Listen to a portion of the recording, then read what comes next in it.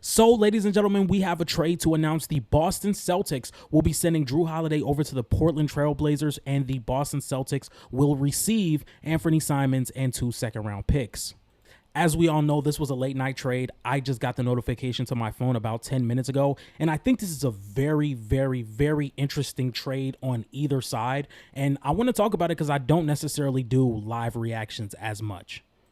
On the first side, I really want to talk about the Boston Celtics because we knew once Jason Tatum went down in the semifinals against the New York Knicks that there was going to have to be some changes. Jason Tatum is likely to miss the entire season next year, the entire 25-26 season, and we knew there was going to be some adjustments that needed to be made. Kristaps Porzingis is somebody that's making a lot of money but just has not been on the floor enough to justify the contract that he has. Drew Holiday is somebody that's on the other side of the hill, still a really good player, but just not near the peak level of output that you're going to get for the value of contract that you're giving him. And throughout this playoff run and sometimes throughout the season, you saw some of the disadvantages that the Boston Celtics had going into the season and throughout the season that a lot of people just weren't really going to talk about because they're the defending champions. So going into this gap year, as people would call it, one of the things that I harped on was to get another ball handler. At times, I feel as though the Boston Celtics were way too reliant on Jason Tatum's ball handling, and they didn't have consistent ball handle outside of him. Yes, Peyton Pritchard's solid. Jaylen Brown's solid when he's going up against a mismatch, and he has some of the best spacing in the league. But when you go against a team like OKC, who is not going anywhere, you're going to have to deal with people who are putting pressure on the ball on the perimeter, have the speed to rotate, have the speed to recover, have the speed to send doubles and recover to shooters. They did that in the 2 matchups that the Celtics played for them. And throughout the season, I thought, at least, I know it did not happen, but I thought that the Boston Celtics and the Oklahoma City Thunder were on a collision course. And I felt as though one of the biggest weaknesses that the Boston Celtics had was they did not have the ball handlers outside of Jason Tatum to be effective enough to win that series, in my opinion. So on the bright side of Jason Tatum going down, obviously you never want to see any superstar or any player in general get injured, but for there to be a silver line in this, you got to see some of the weaknesses of this team, and now you have an entire gap year to really rebuild that for your superstar to come back and thrive again. And the first trade that they made was to go out and get Anthony Simons, which is you don't lose any shooting. As a matter of fact, you actually become a better three-point shooting team because Anthony Simons is a better three-point shooter than Drew Holiday. You bring that ball handle and you bring that on-ball scoring that you do really need. And Anthony Simons is going to be playing with some of the best spacing he's had in his career. You still have a solid level amount of shooters. If Jaylen Brown can get back to the solid shooter that he was the year before last, if Derek White can still be the really good three-point shooter that he is, you also have Peyton Pritchard and Sam Hauser off the bench, and you have Kristaps Porzingis if you guys decide to keep him.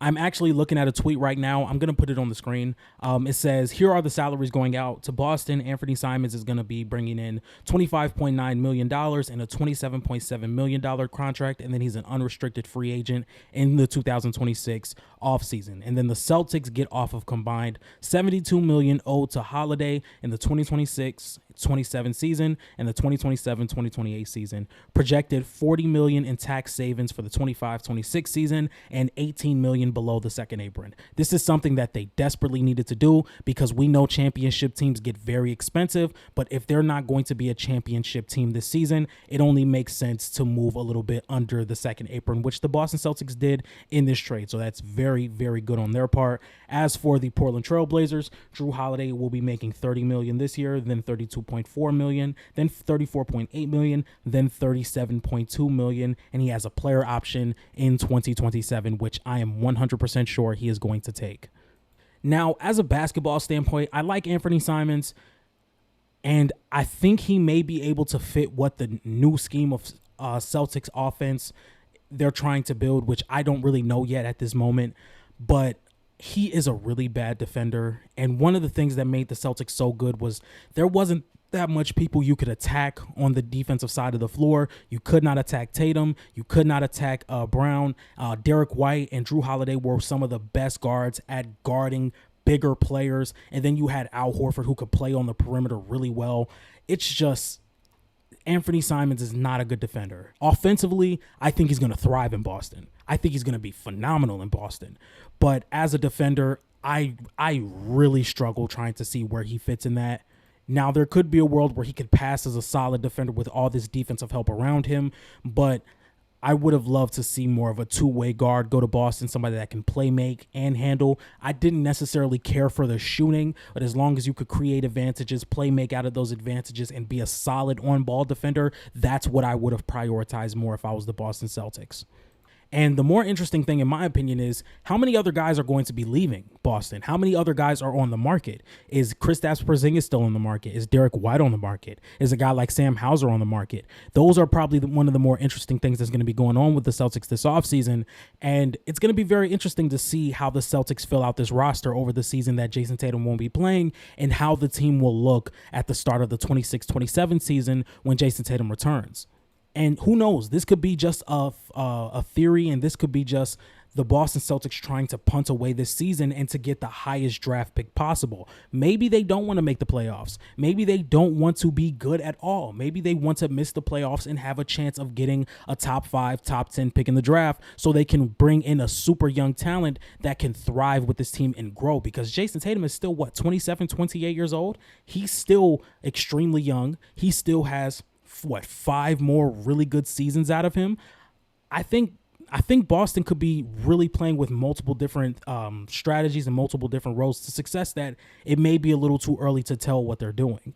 So before I grade this trade 100%, I want to see what Boston looks like going into this season, and I want to see how it plays out. Because Anthony Simons could be a pivotal role to what they're trying to do in the future or what they can do when Jason Tatum comes back.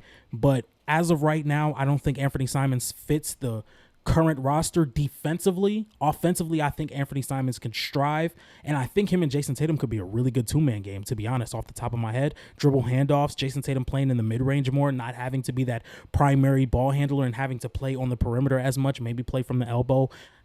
I really don't hate that. It's just defensively, that's where my questions lie.